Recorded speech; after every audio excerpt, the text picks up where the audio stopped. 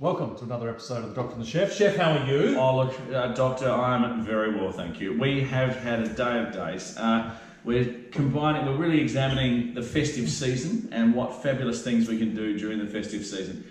Now we've hit a very special topic of mine, which is the martini. Everyone loves a martini, but does everyone know how to make one? Well, no, they don't. And look, there are two clear types. Well, actually, there's four, what I would call a matrix of four clear types of martini. It's very complicated. So, well, it's not that complicated. You've got your dirty martini. Dirty martini. Which I don't like dirt in my martini. Well, you've got a dirty martini right there, brother. Do you like it or don't you? I do actually. So you've got and that is made of gin or vodka.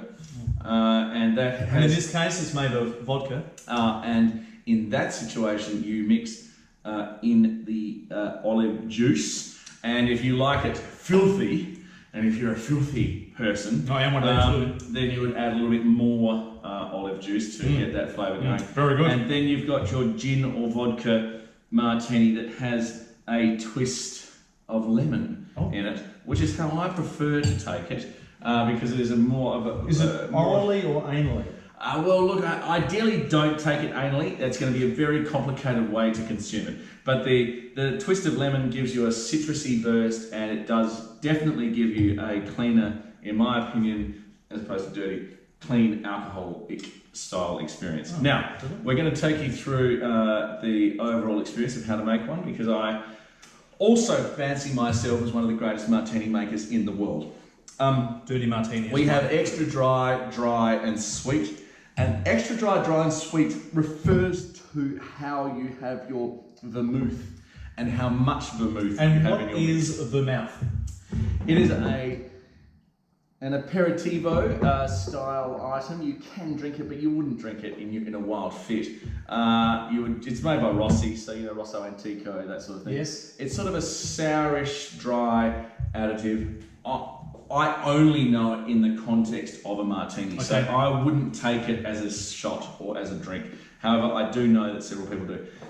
We've cheated a little bit today because I feel as though if I put you into straight white vermouth, you would probably do some dangerous things. So there is a special product that the same people make, which is a martini mix.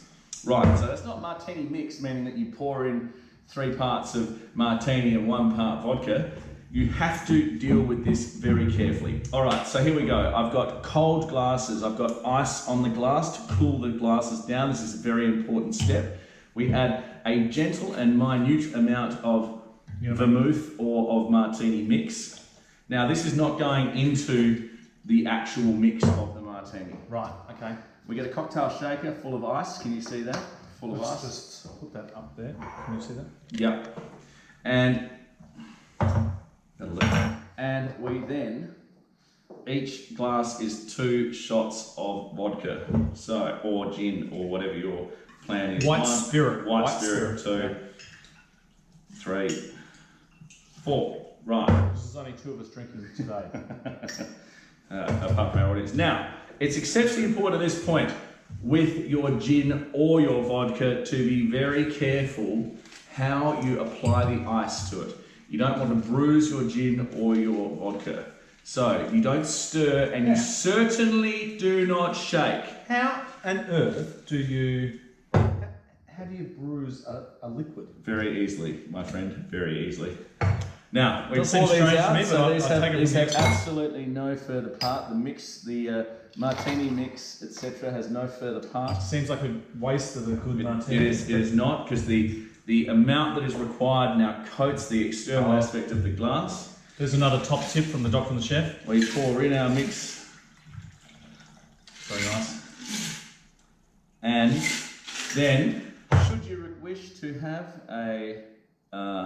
your dirty martini or your lemon twist, and I would add a little extra dash of olive juice. Right. So That, my friend, is the perfect martini. Okay, so there's a really top tip. Now, you've got the Lemon twist. The lemon. Taste that now.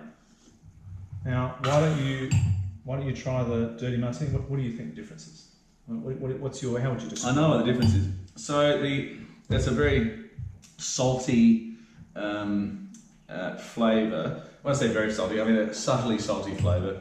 So there is absolutely no tartness to it because the salt takes all the tartness of the spirit out.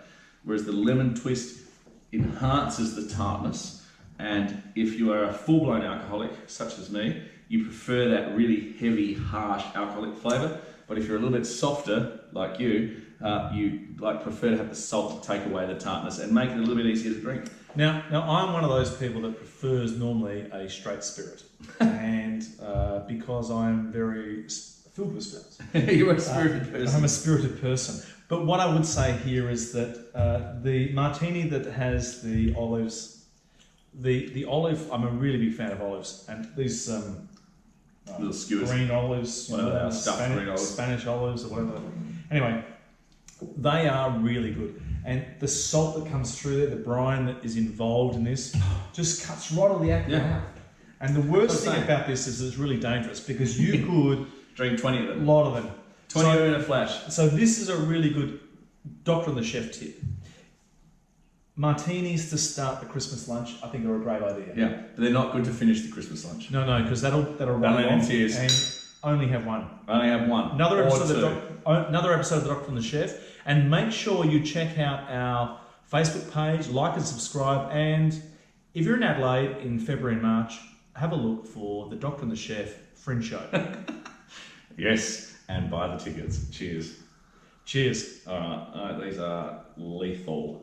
And I'm talking seriously. No, you can have that one. And No, I'm not having it. That's great. Your audience is getting that. Our audience is getting both of them. I can't even.